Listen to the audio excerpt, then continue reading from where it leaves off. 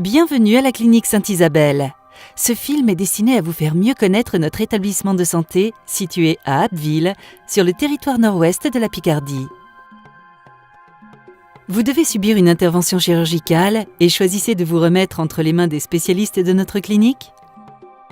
Nous allons vous faire découvrir quelques étapes essentielles de votre futur parcours de soins.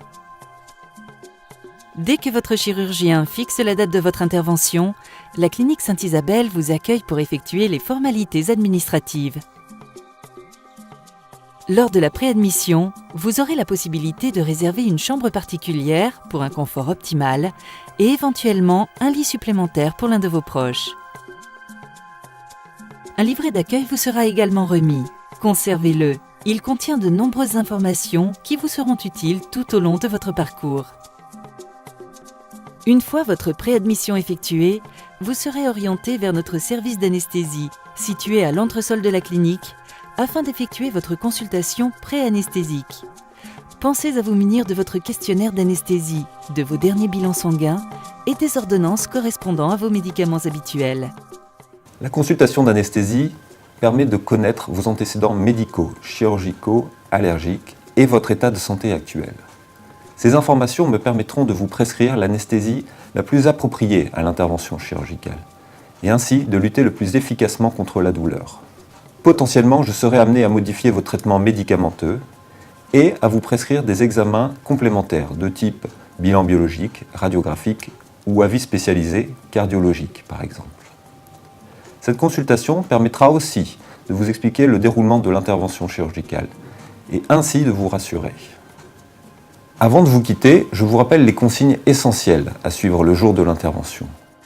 Vous ne devrez ni manger, ni boire, ni fumer. Lorsque vous aurez réalisé l'ensemble des formalités et examens complémentaires qui vous ont été prescrits, il ne vous reste plus qu'à préparer les effets personnels nécessaires à votre séjour. Nous vous retrouverons le jour de votre intervention.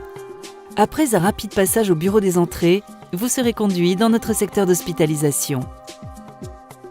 Nos infirmières et aides-soignantes prendront soin de vérifier votre dossier, de noter les coordonnées de l'un de vos proches à contacter, puis vous installeront dans votre chambre. Elles vous expliqueront le déroulement de votre intervention et vous prépareront pour le bloc opératoire où vous serez pris en charge par notre médecin anesthésiste et par notre chirurgien. La prise en charge de la douleur commence dès votre arrivée au bloc opératoire lorsque votre médecin anesthésiste vous prépare à l'intervention. Les techniques d'anesthésie moderne que nous pratiquons constituent un rempart efficace contre la douleur, pendant mais également après l'intervention. Nos équipes médicales mettent tout en œuvre pour vous assurer un maximum de confort durant cette étape qui précède votre entrée en salle d'opération. Le bloc opératoire de la clinique Sainte-Isabelle dispose de salles d'opération modernes qui respectent des normes rigoureuses d'asepsie.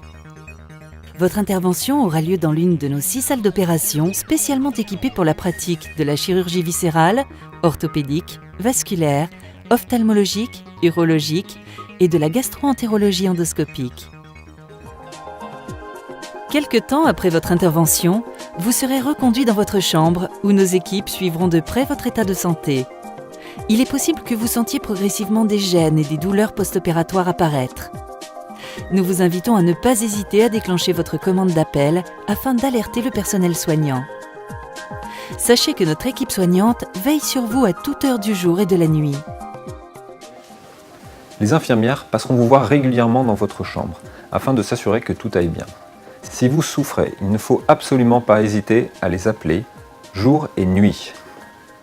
Ensemble, nous allons évaluer votre douleur sur une échelle de 0 à 10.